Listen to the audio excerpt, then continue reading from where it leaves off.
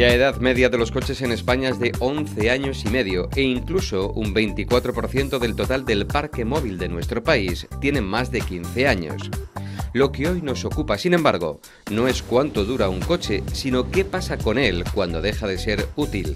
A los centros de tratamiento de la región llegaron el año pasado 40.000 vehículos y en este de Valladolid nos cuentan cómo se puede reutilizar prácticamente el 100% de los materiales que lo componen. Los centros autorizados para la descontaminación de vehículos son los contenedores en los que tenemos que depositar el coche que queremos retirar de la circulación. Gracias a estas prácticas, el año pasado se evitó en España la emisión a la atmósfera de más de 1 millón de toneladas de CO2. Se descontamina de líquidos porque hay evidentemente muchos líquidos contaminantes. Y reciclamos el material con el que no podemos hacer nada. Efectivamente. Bueno, este está viejito, ¿podremos utilizar este motor o no? En este caso, este motor no, quedaría pues ya para chatarrar.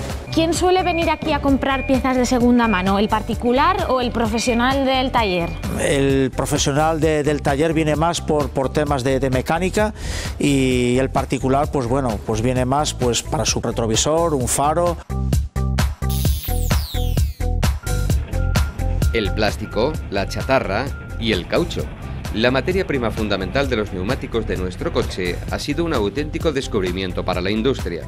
Se puede utilizar para asfaltar una carretera o para evitar que los más pequeños se hagan daño en el parque. El 90% de la composición de esta baldosa es caucho procedente del reciclaje de neumáticos usados, un producto que tiene una gran capacidad para absorber el impacto, por lo que vamos a encontrarlo fundamentalmente protegiendo las cubiertas de los parques infantiles. Aquí se recicla el 70% de los neumáticos que se desechan en Castilla y León. ¿Cuántos neumáticos son estos? Aproximadamente unas 12.000 toneladas. En este punto puedes ver la separación como tal de los componentes del neumático, el alambre, el textil y el caucho. Y el caucho. Es un aglomerado que tiene aire entre sus granos. Entonces esto lo que nos hace es que cuando hay un impacto sobre el pavimento, pues hace efecto de absorción.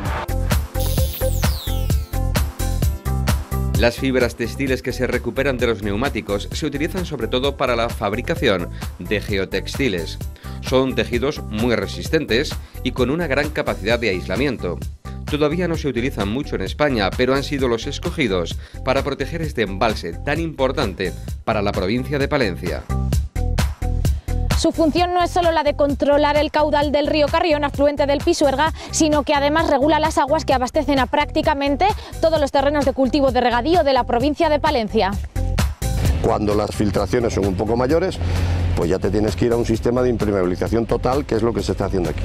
Tenemos la capa de geotextil, que es la capa esta blanca, que la misión que tiene es amortiguar si hay algún tipo de golpe contra la lámina drenante. Con la cantidad de agua que había aquí, ¿qué se ha hecho? ¿Dónde se ha llevado? Pues el agua se ha ido traspasando de aquí al embalse de Compuerto. También habéis tenido que trasvasar toda la vida que había en el río. Eso incluye truchas fundamentalmente y bueno, ¿y qué más? Truchas, piscardos y bermejuelas. Comienza Hecho en Castilla y León. El año pasado se dieron de baja en España 700.000 vehículos, 40.000 en Castilla y León. La ley obliga a traerlos a centros específicamente homologados para su tratamiento, como este de Valladolid, que el año pasado recibió más de 700 coches. En estas plantas se recupera casi el 100% de sus componentes para darles una nueva vida o para reciclarlos correctamente. Hola, Vicente. Hola, buenos días. Buenos días. Buenos días. ¿Qué estamos recibiendo? Pues un Clio, efectivamente, sí. ¿Aquí llegan coches todos los días? Normalmente todos los días 1, 2, 3 coches, según pues bueno la demanda que tengamos. En este caso, pues bueno, trabajamos con concesionarios y pues algún particular también que viene a traer su coche para darlo de baja. Se ha dado casos también de coches que no arrancan y nos dan su dirección para poder ir a recogerlos. Todos los vehículos que hoy en día se dan de baja tienen que acabar en centros de tratamiento homologados como este en el que nos encontramos. Efectivamente. ¿Esto qué garantiza? Se descontamina de líquidos porque hay evidentemente muchos líquidos contaminantes coche. Se aprovechan piezas como puede ser un espejo retrovisor, un faro, un piloto. Y reciclamos el material con el que no podemos hacer nada. Efectivamente. Uno de los problemas más grandes son los plásticos, ¿no? Porque evidentemente los coches tienen un 60% de plásticos, que nosotros pues los acumulamos y cuando tenemos una cierta cantidad pues llamamos a un gestor para que venga y se lo lleve. Podemos decir que casi el 100% de un vehículo o bien se reutiliza o bien se recicla. Efectivamente, o se recicla. ¿Cómo han estado estos últimos años de crisis? ¿La gente pues, ha aguantado un poquito más con los coches viejos? La gente se agarra un poquitín más a su coche, que seguramente tiene más de 10 años y tiene que recurrir pues, a sitios como los desguaces, ¿no? ¿Y qué es lo primero que se hace con los vehículos que llegan aquí, Vicente? Bueno, digamos que en esta zona pueden estar hasta que se le haga la baja al coche. Digamos un mes aquí. Eso es lo que marca la ley. Lo que ¿verdad? marca la ley, sí. ¿Al ciudadano le cuesta dar de baja un vehículo? Le asume un poquitín el desguace. Muchos de los coches que nosotros traemos a los centros, aunque tengan más de 15 años, pues nosotros pues pagamos por los coches. Normalmente no son gratuitos porque el hombre nos entrega un vehículo que también es un residuo y que hay que pagar. ¿Y cuánto, por ejemplo, se puede pagar? Un coche como este, por ejemplo, que está a priori así a simple vista pues bastante bien, ¿no, Vicente? Bueno, nosotros tenemos más o menos una cantidad sobre 125 euros, 200, 250 euros, más o menos calculamos el valor del coche, supuestamente también por el año y en las condiciones también que vienen. ¿Qué edad de media tienen los coches que llegan a los desguaces? De 10 años para arriba. Evidentemente nunca superan la mayoría de 15 o 20 años, digamos, ya son coches ya muy antiguos. Claro. Enséñame entonces, Vicente, cómo se descontamina un vehículo y cómo se despieza. Bueno, vamos allá.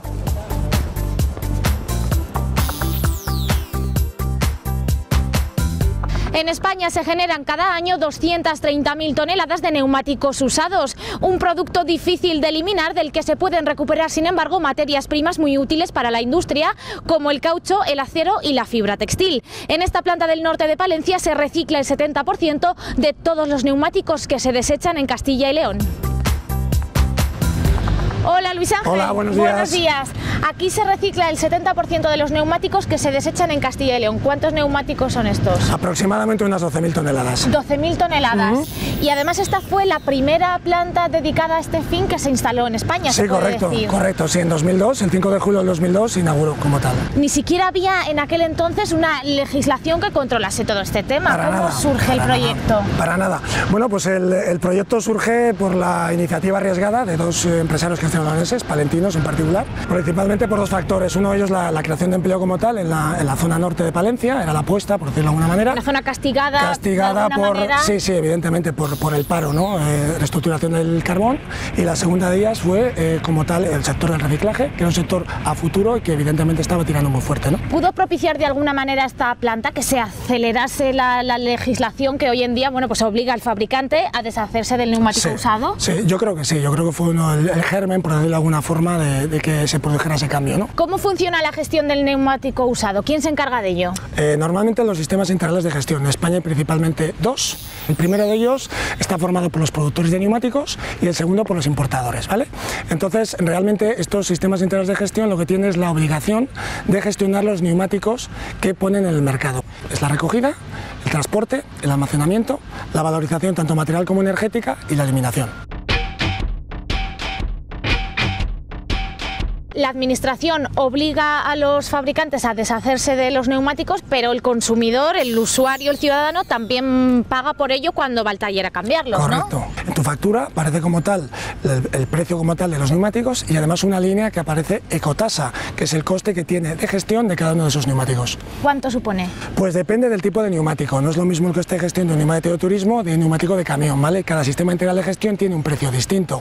Para hacer una idea, en torno al €1,70 en un neumático de turismo. ¿Estos neumáticos de dónde llegan hasta aquí? ¿De los talleres? No directamente del taller, porque previamente, digamos, hay que someterlos a un tratamiento. Llegan de lo que se llaman, o se conocen como centros de recepción y clasificación de neumático, ¿vale? Todos los recibimos de ahí. Y luego también directamente del fabricante neumático. Todas las plantas de producción de neumáticos generan un porcentaje de neumático defectuoso fabricación. Esos neumáticos también los recepcionamos.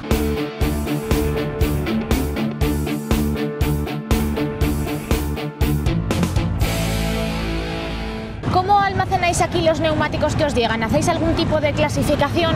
En función si es neumático de camión de turismo, en una zona u otra. Aquí vemos los más grandes. Correcto, es el neumático de camión, efectivamente. ¿Y esto por qué tiene que ser así? Porque el neumático de camión de turismo tiene distinta composición. Hasta que se ha generalizado este sistema de reciclaje y de aprovechamiento del neumático, ¿qué se había hecho tradicionalmente con los neumáticos? Almacenarlos en vertedero. Bueno, en España y en el resto del mundo, ¿no? En el resto del mundo, efectivamente. ¿Qué es lo primero que hacemos con ellos? Lo primero que hacemos es someter al neumático entero, que habéis visto, de turismo y de camión, a un proceso de trituración, simplemente para reducir el tamaño del neumático. Empiezas aproximadamente a este tamaño, unos 300 centímetros cuadrados. Claro, son estas que están Son esas cayendo. piezas, evidentemente, sí. Por ahorrar espacio, ¿no? Este primer paso es para eso, fundamentalmente. Fundamentalmente, uno de los principales problemas que tiene el neumático es el gran volumen que ocupa cuando lo almacenas. Me ponías el ejemplo de que ese montón es más cantidad, más peso que este que tenemos Efectivamente. Esto son unas 300 toneladas y podéis ver la diferencia de volumen entre el neumático previamente triturado y el neumático de turismo entero. De los neumáticos, ¿qué se recupera? Pues mira, aquí tienes dos piezas distintas y aquí puedes ver que se recupera absolutamente todo. Se recupera lo que es el acero, esto es el caucho, y en el neumático de turismo también se ve el textil. ¿Vale? El neumático del camión, como decíamos, también lo tiene, pero prácticamente no se aprecia porque el porcentaje es muy bajo. ¿Todos los materiales que componen el neumático se reutilizan? Sí, sí, nosotros recuperamos el 98,5% del neumático.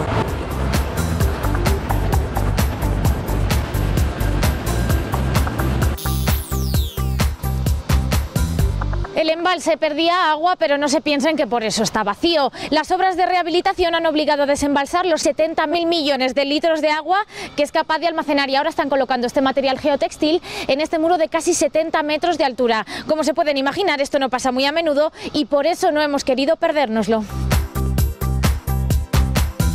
Hola David, buenos días. Hola, buenos días. Bueno, pocas personas habrán tenido el privilegio de poder pisar un embalse vacío. ¿Qué le pasaba al embalse? Bueno, pues el embalse tenía unas filtraciones que iban aumentando poco a poco y esta vez se ha optado por colocar una lámina que le proteja todo él, que digamos que es una solución más definitiva que lo que se hacía hasta ahora. Para ello lo hemos tenido que vaciar. ¿Esto cómo se ha hecho? Este desvío del río que tenemos aquí, hecho para desviar el río cuando ya se hizo la obra, y luego por los mismos desagües de fondo de la presa que tenemos ahí abajo. Con la cantidad de agua que había aquí, ¿qué se ha hecho? ¿Dónde se ha llevado? Pues el agua se ha ido traspasando de aquí al embalse de Compuerto, donde desde ella se ha gestionado su uso para riego y para centrales eléctricas y el mismo consumo de las poblaciones. Está por aquí cerquita, ¿verdad? Sí, es seguido de este, a 2 kilómetros escasos. También habéis tenido que trasvasar toda la vida que había en el río. Eso incluye truchas fundamentalmente y bueno, ¿y qué más? Truchas, piscardos y bermejuelas. Y todo eso se pescó con barcas aquí cuando ya quedaba poco agua en todo esto que vemos aquí. Se pasó a piscinas donde se reanimó a los peces, se les metió en cisternas y se soltaron en el mismo embalse de Compuerto, pues para que puedan seguir viviendo y reproduciéndose y que no se pierda.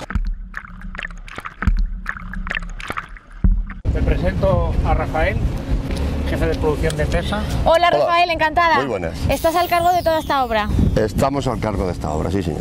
Una obra de envergadura y una obra, bueno, pues que pone en práctica un sistema bastante novedoso para rehabilitar, pues en este caso un embalse y supongo que otras estructuras, ¿no? Efectivamente. Esto de lo que se trata es de hacer una serie de impermeabilizaciones que se fundamentan en dos unidades importantes. La primera unidad sería perforación para inyectar toda la roca de todo el perímetro de la presa, inyectarla con cemento y con resinas para evitar filtraciones interiores. Y luego, ¿eso lo habéis hecho ya? Eso estamos haciéndolo, estamos terminando esa actividad. Y a la vez estamos empezando, como veis, la impermeabilización del paramento aguas arriba, que consiste básicamente en colocar unas bandas de geotextil para que no haya punzonamiento y luego unas bandas impermeables, que son unas bandas de PVC, que son las que veis de color gris, y con eso, una vez que esté todo terminado, se garantiza que la presa no va a tener más filtraciones. Cuando hablas de paramento aguas arriba, ¿qué tengo que entender? Donde está en contacto con agua, aguas abajo, donde no tiene contacto de agua. Si estuviéramos hablando de una obra marítima sería lado mar o lado tierra, pues esto sería aguas arriba y aguas abajo. Tradicionalmente estas obras, bueno, pues se habían realizado con la inyección de cemento que me comentas simplemente, ¿no? Efectivamente. Ese es el procedimiento habitual. Cualquier presa que tiene alguna pequeña filtración, mayor o menor, se hacen unas campañas de inyecciones periódicas y con unas inyecciones de cemento normalmente se soluciona el problema. Cuando las filtraciones son un poco mayores, pues ya te tienes que ir a un sistema de impermeabilización total, que es lo que se está haciendo aquí. Otras rehabilitaciones que se habían acometido con la inyección de cemento, por ejemplo, ¿eso cada cuánto tiempo solía hacerse? 10, 12, 15 años. O sea, vamos a cubrir toda la superficie. Toda la superficie. Las bandas negras que veis son los contactos con la roca. Todo eso se queda hermético todo y se queda pues una zona estanca al 100%.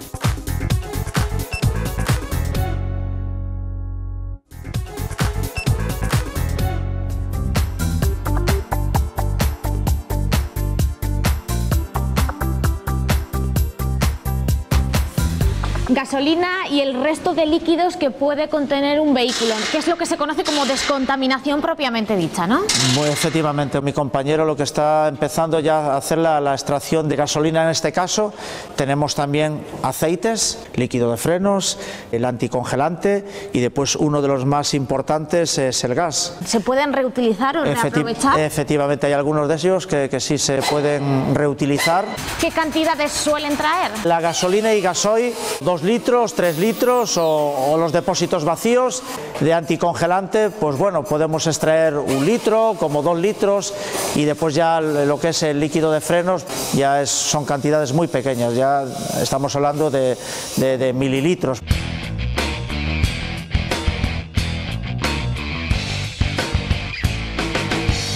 Hemos quitado ruedas, hemos extraído los líquidos del coche.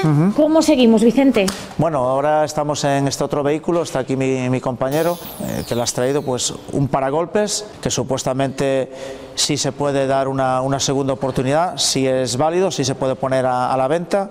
Uno de los palieres, hay otro palier que aún queda por desmontar. ¿Se reutilizan muchas piezas de un coche más o menos que llegue en buen estado? Sí, palieres, la cremallera de la dirección y supuestamente el motor, caja de cambios. ¿Cuáles son las que más se demandan? Lo que es carrocería, espejos retrovisores, faros, pilotos, elevalunas, paragolpes como hemos citado, y después ya entramos en la parte de la mecánica, como pueden ser en este caso los palieres, el motor de arranque, alternador.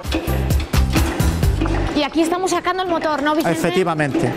Se baja el coche de esa bancada a esta y una vez que ya se han quitado pues todos los tubitos y manguitos, se empieza a extraer el motor, ¿no? ¿Cuánto tiempo podemos tardar en despiezar un vehículo, Vicente? En este caso un coche normalmente pues 3 horas. Bueno, este está viejito, ¿podremos utilizar este motor o no? En este caso este motor no, quedaría pues ya para chatarrar.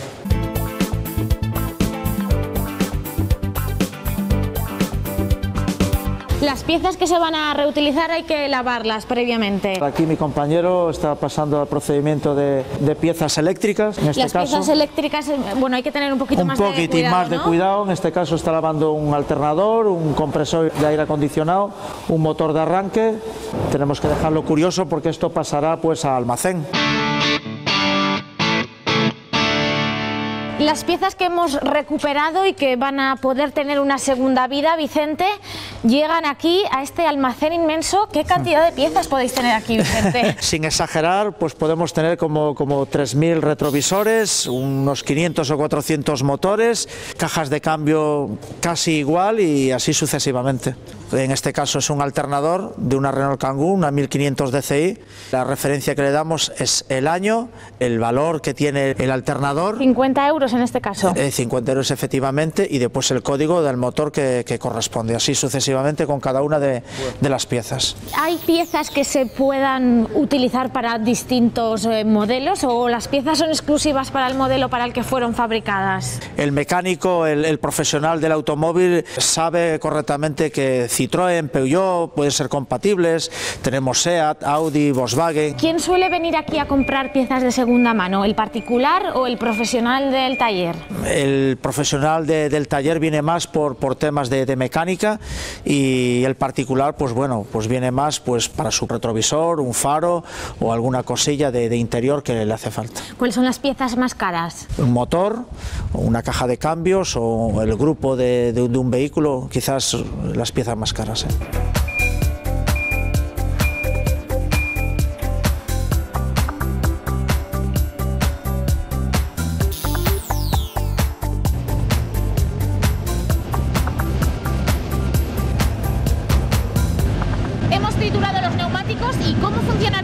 nos separa? Hemos dicho por un lado caucho, por otro acero y por otro textil. Mediante un proceso mecánico de abrasión se separan esos componentes, es decir, alambre, caucho y textil. Como si frotásemos. Como si frotásemos, es el mismo efecto. Esos trocitos, ¿no? Ahí está, ese material pasa a unos separadores magnéticos donde retiramos ya la fracción metálica y nos quedamos con la parte de caucho y de textil, ¿vale?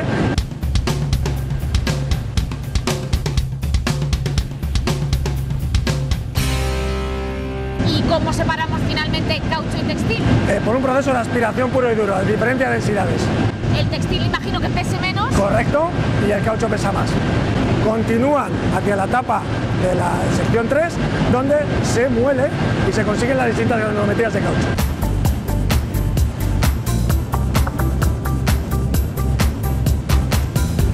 ¿Esto qué es? En este punto puedes ver la separación como tal de los componentes del neumático, el alambre, El textil y el caucho. y el caucho.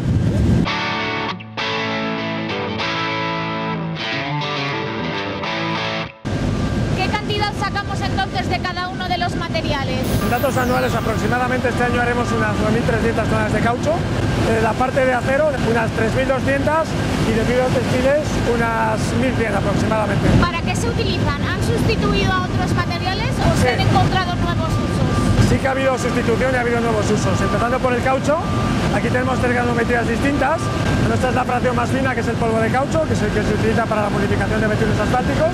Para carreteras. Para carreteras, con lo cual está sustituyendo a polímeros vírgenes, que de otra forma evidentemente habría que obtener el petróleo, ¿vale? La fracción intermedia, esta se utiliza para rellenos de campo de hierba artificial. Anteriormente se lastraban con arena, de tal forma que también han sustituido a otro material. Y esta, que es la fracción más gruesa, que se utiliza para la fabricación de pavimentos de seguridad, ¿vale? Que son, por ejemplo, los que vemos mucho en los parques infantiles. Correcto, correcto. ¿Y la fibra textil y el acero? El acero tiene aplicación directa en la industria siderúrgica, Directamente a las fundiciones. directamente en fundición. Y la fibra textil tiene distintas aplicaciones como tal. Puede utilizarse como relleno para el movimiento de tierras, para la fabricación de geotextiles y además para valorización energética. O sea, como combustible también sirve el Correcto, textil. correcto. Es nylon.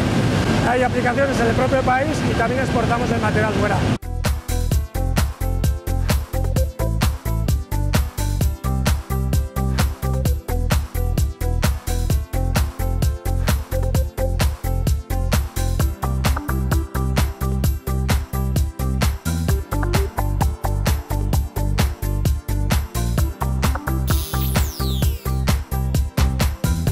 Rafael, ¿y este es el material que están colocando? Efectivamente, esta es la lámina de impermeabilización que estamos colocando. Estos materiales que llaman geotextiles, en realidad, ¿qué son exactamente? Al final son todo plásticos, ¿vale? Entonces tenemos la capa de geotextil, que es la capa esta blanca, que la misión que tiene es amortiguar si hay algún tipo de golpe contra la lámina drenante, y luego la capa de PVC que ves aquí. ¿Qué es lo que impermeabiliza? Eso es, este es el material plástico que da la garantía de impermeabilización total.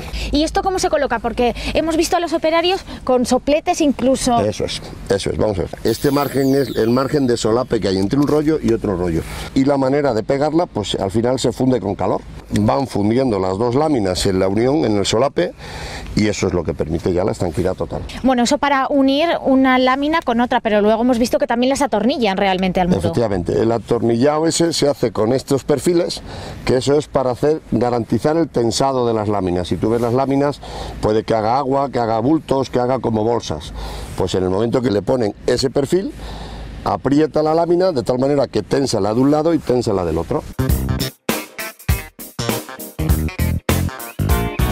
Comentábamos que es pues un material que apenas se está empezando a utilizar prácticamente en España, hasta el hecho de que habéis traído una empresa extranjera para instalarlo. Correcto, correcto. Hemos traído, en principio, esta empresa, la patente suiza, y los montadores, todos los hemos traído de fuera. En España hay algún aplicador que está empezando a hacerlo, pero no está todavía, digamos, desarrollada la técnica. ¿En qué más tipos de obras podemos imaginar el uso de este material, por ejemplo? Sobre todo en obras subterráneas. Cualquier obra subterránea que tiene posibilidad de filtraciones de agua, pues hay que emplear este material para impermeabilizarlo.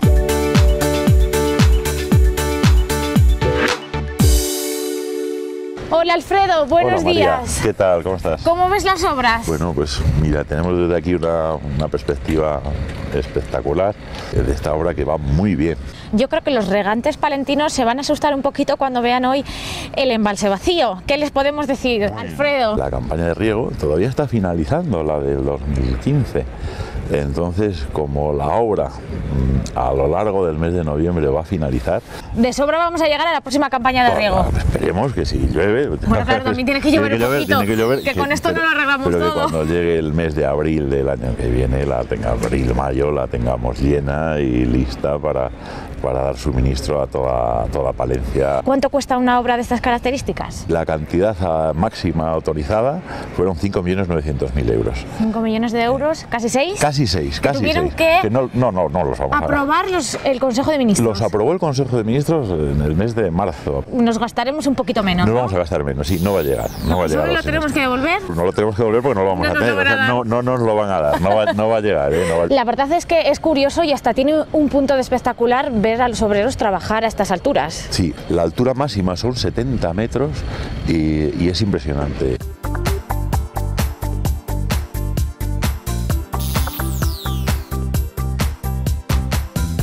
Vicente, ¿y vendéis aquí piezas también por internet? Efectivamente, también por internet.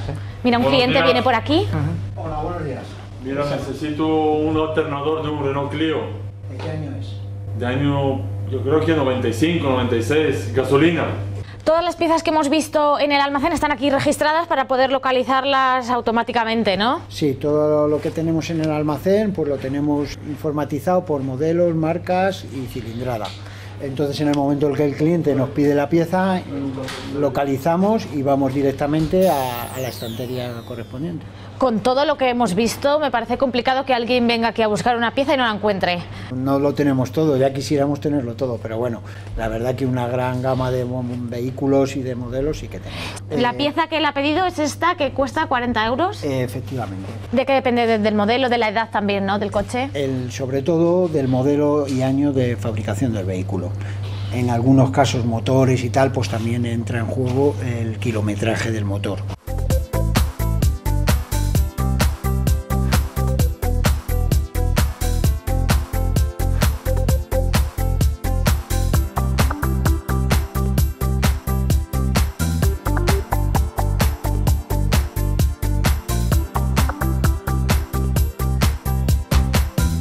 Vicente, ¿y qué ocurre con el resto de todos estos coches que tenéis aquí en la explanada? Bueno, como podemos comprobar, muchos de estos coches están ya sin motor, ya descontaminados. La normativa nos obliga de que tienen que estar en un lugar como este, en una campa, asfaltado. Le podemos dar una oportunidad de casi 2 años, así la ley lo obliga. Se quedan aquí por si acaso se le puede aprovechar más, ¿no? Un poco más, efectivamente. ¿Cuántos coches podéis tener en esta situación?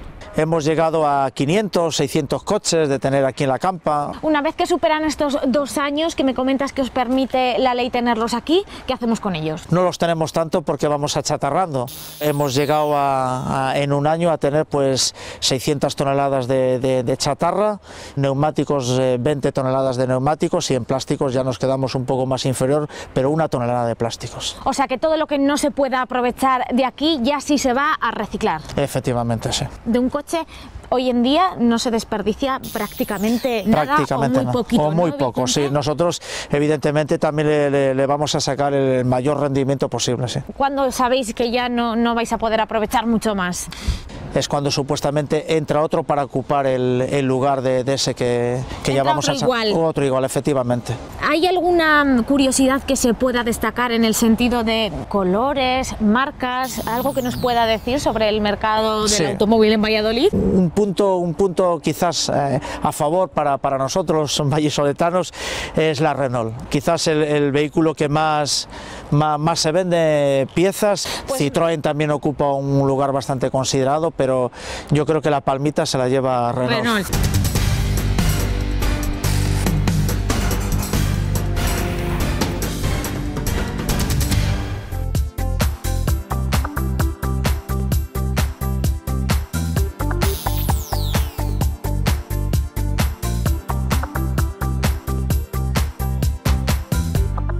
Hola José Manuel, buenos días. Hola, buenos días, ¿qué tal?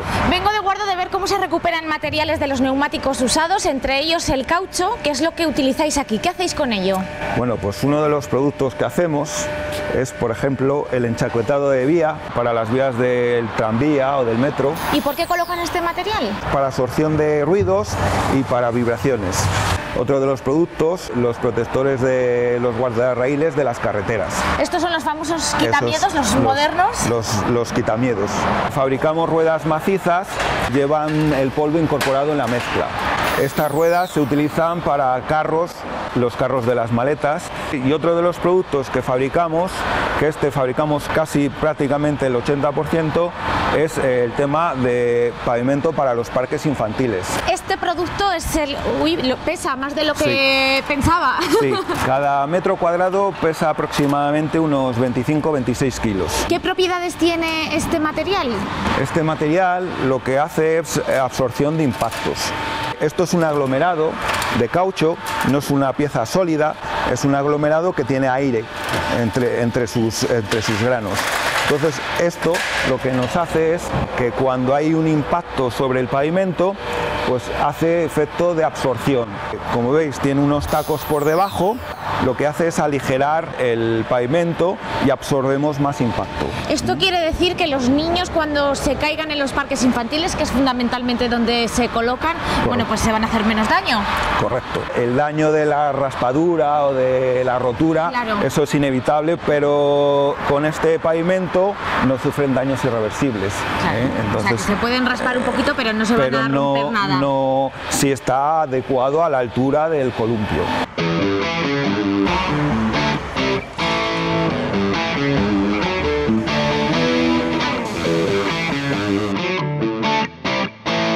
¿Cómo se maneja este producto? ¿Cómo se fabrican estas piezas? Este producto a nosotros nos llega en big bags, sacas de 1000 kilos, nosotros lo aglomeramos con unos pegamentos, se puede fabricar en diferentes colores, son pigmentos que añadimos a las mezclas, entonces lo aglomeramos y lo mezclamos y lo metemos dentro de un molde que es el que nos da la geometría.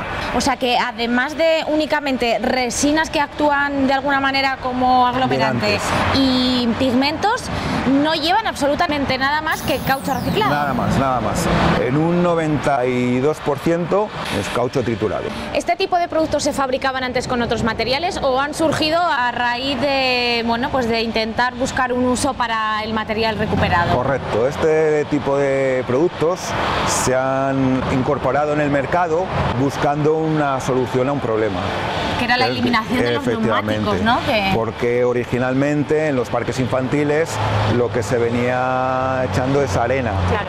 Vosotros aquí sacáis otros productos de plástico, de caucho para otros muchos sectores. Correcto.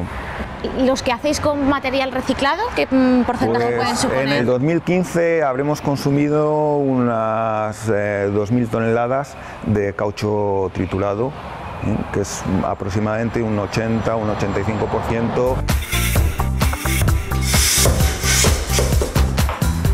¿Por qué hemos hecho esto, José Manuel? Bueno, aquí hacemos el control de calidad en cuanto a la absorción de impactos, porque esto determina la altura a la que podemos vender el producto. Podemos hacer baldosas de un determinado grosor u otro, ¿no? Correcto. Lo que determina el grosor realmente es la altura del columpio. ¿Qué es la altura desde la que se nos puede caer el niño? Para que nos entendamos. Para caídas de columpio de una altura aproximada de 1,40, el grosor que se recomienda es de 40 milímetros. Claro, me comentabais que es importante esta prueba porque en realidad no sabéis en qué condiciones se han estado usando los neumáticos de los que procede el caucho, ¿no? Efectivamente, ese control no se tiene. Entonces nosotros nos aseguramos que el pavimento que nosotros vendemos cumple con las características que estamos ofreciendo a nuestros clientes. José Manuel, pues muchas gracias por habernos atendido. Nada, seguro que muchas madres se han quedado más tranquilas hoy. Eso esperamos. Gracias. Adiós. Adiós.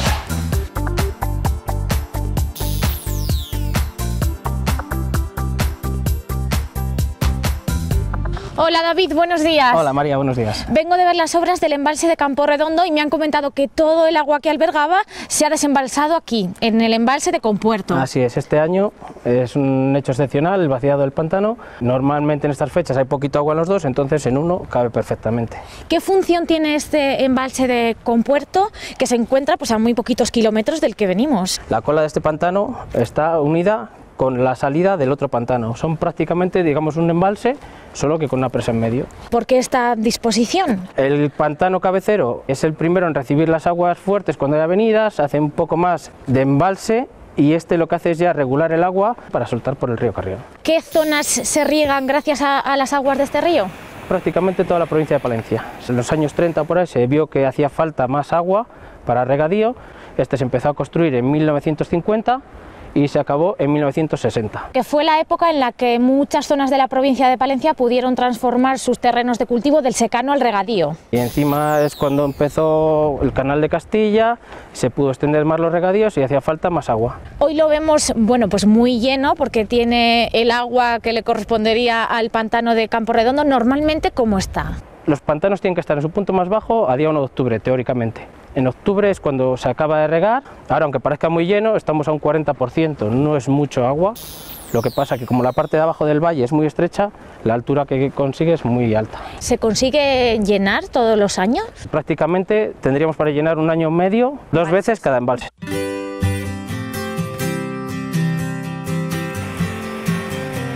¿Qué ocurre cuando se llena del todo? Pues estos pantanos cuando se llenan del todo tenemos unos órganos de desagüe. ¿Son las puertas azules? Sí, bueno, esas son las ataguías, pero estarían dentro del propio hormigón.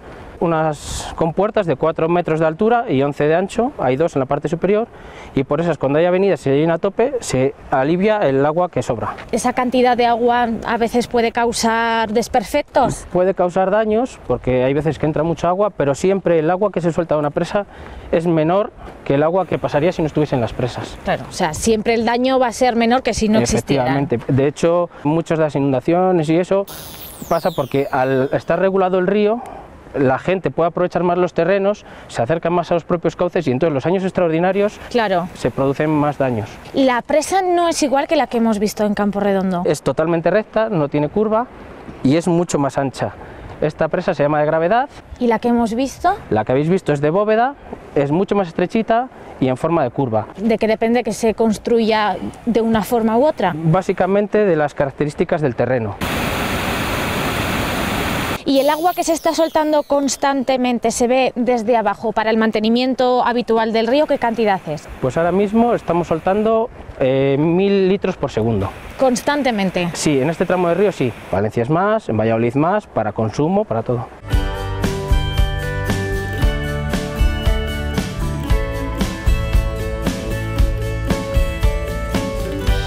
Estamos en el poblado de Compuerto, que es el pueblo que se construyó para albergar a los trabajadores que construyeron el embalse que hemos estado viendo, con lo cual ya dice mucho de la envergadura de las obras, ¿no? Sí, así es. Aquí las obras duraron 10 años y lo que se construyó es un pueblo para los trabajadores. Tenían su propia capilla, su cuartel de la Guardia Civil, sus barracones donde vivían las familias, una casa para los ingenieros que llevaban la obra y había hasta escuela. O sea que no había pocos trabajadores. ¿Se sabe la gente que participó en las obras? Desconozco el dato, pero para que os hagáis una idea, en el pueblo de Velilla, que es un pueblo un poco grande ya, no había cuartel y aquí se construyó un cuartel cuando se hicieron las obras. Tenemos aquí una fuente que nos explica muy bien, bueno, pues cómo funcionan los embalses de esta zona donde nace el río Carrión, ¿no? ¿Qué representa esta fuente? Así es, como veis la forma es un poco extraña, pero si os fijáis representa la provincia de Palencia. Este arco que tenéis hace referencia al Camino de Santiago y un poco a la influencia del románico en Palencia. Y al fondo tenéis la piedra, que es la montaña palentina, con el embalse de Campo Redondo arriba, el de Compuerto, que es el nuestro, en el medio, y luego el embalse de Villalba, que está aguas abajo de este. David, me ha gustado mucho venir a conoceros, he aprendido mucho hoy, así que muchísimas gracias por habernos atendido. Gracias a vosotros y cuando queráis por aquí estamos. Gracias, adiós. Hasta luego.